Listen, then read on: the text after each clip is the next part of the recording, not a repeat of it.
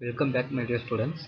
And the last class we have finished module 1, and today we are going to see about module 2. Here we are going to see about some IP addresses. Okay, so before starting this module, I have to share something because if you're working with the internet or network, then the IP address is a very important matter over there. Because if any faults are coming or occurred, then we have to look into this matter only. That's why that IP address is the important matter for network. Okay, let me move on to the classes, then we can see the further matters. Okay, right. So the first topic is the basics of IP addresses. As I told you before, that IP address is the important matter for making the communications between some systems. Okay, so whatever we are making or whatever we want to communicate from our machine to some other machines, then that communication should be based on these IP addresses only, because by default, the machines cannot understand from whom the messages are coming or to whom we want to deliver. Okay, so to make them to understand, we are giving these IP addresses.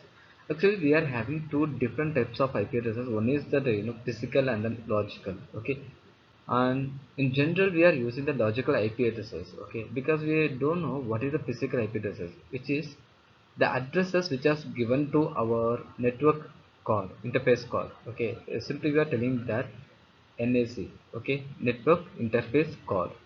So this code contains some digits of numbers, and those numbers are assigned with the manufacturers. Okay, so each and every machine is having some specific numbers or unique numbers. Okay, so that this no two systems cannot get that same numbers. Okay, so whatever this logical IP addresses means, since we cannot understand the physical address, we are simply assigning some numbers to understand which system is passing some messages. Okay, so that logical address compared with the physical address only, our messages will be reached, right? Okay, and you see here they are telling that IP is a connectionless, unreliable, and best effort delivery protocol. Okay, and the next point they are telling IP accepts whatever data is passed down to it from the upper layer and forwards the data into the form of IP packets. Okay, so the module 1 itself we have discussed what is the packet, right? In the OSI model I said each and every information will be converted in some logical units, right? So if you are considering the physical layer, then it will be in the form of raw bits, and if you are moving to the data link layer, there it will be converted into the frame. And if the data is move on to that network layer, then we can say it is the packet. Okay, like that. So each and every layers are having that different format of packets. Okay, right, that's what they are telling, that IP accepts that packet and then it will move that packet downward from the upper layer. Okay, right. And then you see the last point, packets are delivered from the source to the destination using IP addresses. Okay, so as I told you before, the machine need to understand from where we are getting the message and where we want to deliver the message. So for these two purposes we need these IP addresses. So in this slide you can see that packet propagation, that means how the packets are getting flow. So you see here actually we are having the 7 layers in each system, right? So whenever we are making the communications, our packet will be move on to these 7 layers only, because this is the standard layers. And in middle you see we are having that X and Y, these are the source and destination machines, and in between we are having some A B C, right? There we are not accessing all the 7 layers, only the bottom 3 layers we are accessing, because you see these three A, B, C are the routers or the intermediate systems which don't want to access that applications or the original packet which you want to deliver. Okay, so simply what it will happen, it will accept that information from the physical layer, then it will be move on to that physical layer information to that intermediate system physical layer, and the network layer only we are reading the IP addresses of the target machines, right?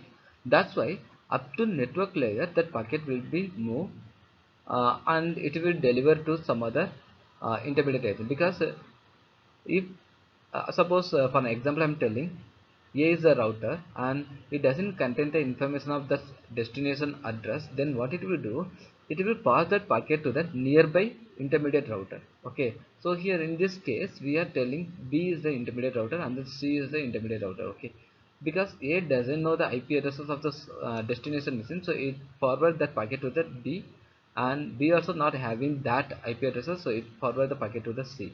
Then C, it will understand, okay, this is the source, sorry, destination machine, so we have to deliver the packet into this machine only, so it will deliver the packet to that Y. So like that our packet will be moved from that source to destination in this way only. The next one is IP addresses. So you see here already we discussed something what is that IP address, right? IP address is just an internet protocol. So here we are giving some logical information to identify the source and destination machine addresses. And you see here the first point they are telling that IP addresses is for the interface of the host. Okay, so they are telling it is like an interface. Okay, so it doesn't mean that each and every host must contain the only one interface. Okay, that means suppose I'm forwarding the packet from one machine to another machine. uh, I'm not sure about that one single machine can forward the packet to the destination machine, because you see in the previous slide we have seen some multiple intermediate routers are there to share the packet, right? The same way what will happen, many intermediate agent will forward the packet. Okay, so whenever the packet is crossing over to multiple servers or multiple cross agents, then it will append or update the intermediate agents IP addresses also. So each and every time that interface data will be updated in the routing table. Okay, and you see in the second part they are telling what is the IP address and how it will look like. Okay, so in common format we are having the decimal data notation. Sorry, simply they are telling that data decimal notation, and totally it contains the 32-bit information. Okay, that means we are not going to use all the 32-bit, okay, as it is in the binary format. Simply we are converting that binary numbers into the decimal values. Then each and every decimal values contains that 8-bit information, so that you see four different octet paths we are having in that IP addresses. Okay, so that means four octet, that means four different octet values. Octet in the sense 8. Okay, so four different octet means 4 into 8, so we are having the 32-bit information, right? So this four bit sorry, four 8-bit pods contains the decimal values. Okay, what are the binary values we are holding on that four different octet pod, that will be converted into that decimal, then that number is used to assign as a IP addresses for our machine. Okay, that's what they are telling here. And you see the last point also, bits and network or host address cannot be all 0 or 1. That means I told you that 32-bit addresses will be divided into four different octets, right? So in this case we cannot mention all the zeros as IP addresses or all the ones as IP addresses, because we cannot give the IP address to any machines, and then the maximum value is 1. So if you are giving all the terms 1 means it will come like 255.255.255.255. So with this kind of address we cannot do, because the 255 is the maximum range which is used for making the broadcast uh, transactions. And IP addresses notations. So you see here simple diagram which is explain the IP addresses. Okay, so here we are having the two different ports of IP addresses. Okay, totally we know that the IP address contains 32 bits, and this 32 bits is divided into two ports. Okay, one is a network and then host. Okay, and you see below to that they are mentioning one dotted decimal notations.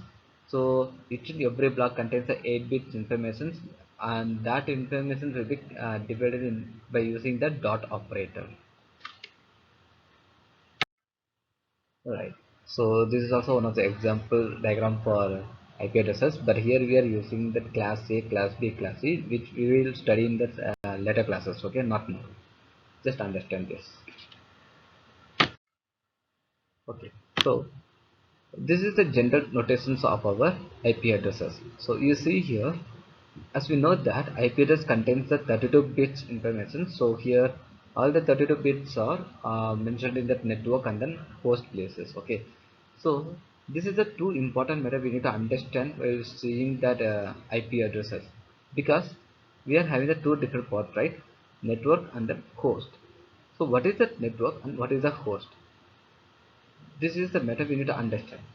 Suppose if our machine is connecting with some other server, then we have to understand under which category my machine is getting connected to that server. Okay, so to understand this, we have to understand what network they are using. Okay, so if any server system using some network id, then same network id I have to use in my system also, then only it can connect with that particular server, otherwise it cannot. And under that network how many system we can connect, that is another matter. Okay, for that only we are splitting that ip addresses into two different part. One is the network address and then host address. Okay, so that's what they are mentioning here. And the next one is the binary. That means the whatever that value we are having in that data decimal notations, just we need to convert that value into the binary format. Okay, so that is what we are telling, the binary notation of ip addresses. Okay, right. So you see here they have mentioned the class A, class B, class C, class D and class E. So if I have the classes of ip addresses, then we have to mention these five categories for me: class A, class B, class C, class D and class E. So why these classes and what are the function of these specific classes, that we need to understand. Right now I will tell you the small matters about these classes. After that we will see that real classes of the IP addresses. Okay, right. First the class A. So class A, it begins with the bit 0 and they are giving the ranges to 127.255.255.255. That means it is starting from 0 to 127. Actually we are not using that 127 in the class A IP addresses, because 127 is that loopback IP addresses. So 0 to 126 only we can use in the class A. The same way class B, which is starting from 128 to 191. Okay, this is the range. So within this range we can use the IP addresses. Okay, if any IP addresses comes along like 128.1.1. Or 128.35.35, whatever it is, if the IP address is starting from 128, then we can say that it is the class B IP addresses. And then class C, the range of the class C is 192 to 223, right? So up to these three classes we can use IP addresses for our systems. Okay, because class D and class E we cannot use in our system, because these two classes are used for some other specific functions. And here they are telling that class D is used to as in the multicast addresses, and the ranges of the class D is 224 to 239.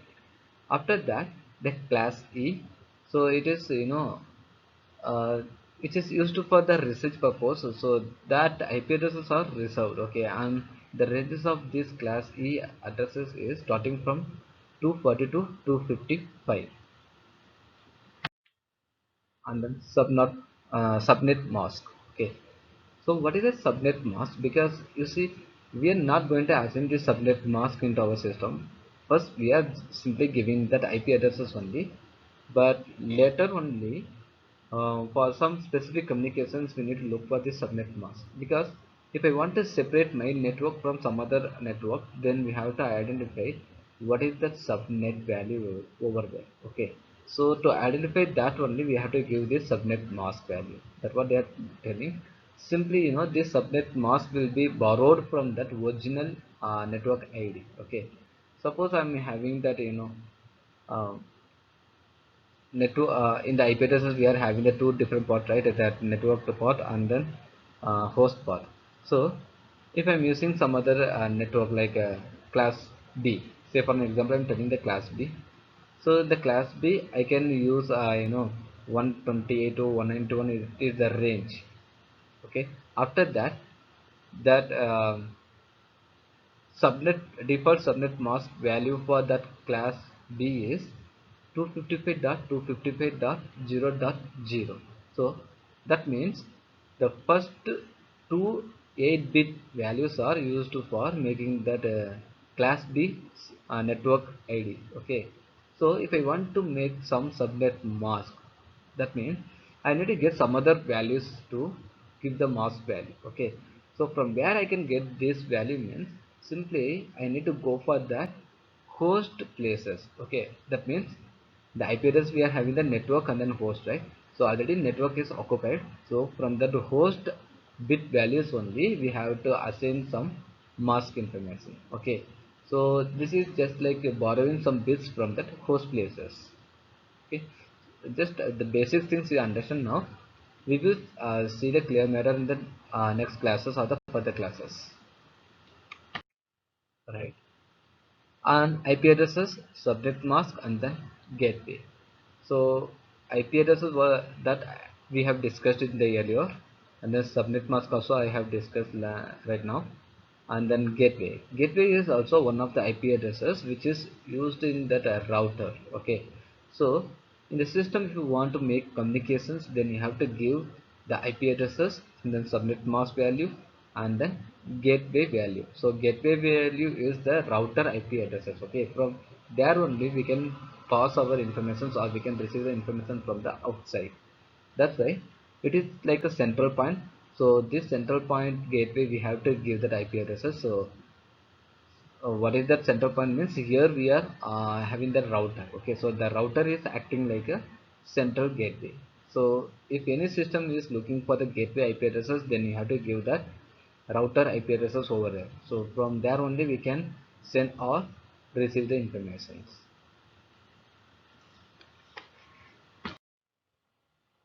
That's all about today's topic. And if you have any questions or any doubt, please feel free to contact me on the given email ID, and then my number also given here. So anytime you can call me. Thank you.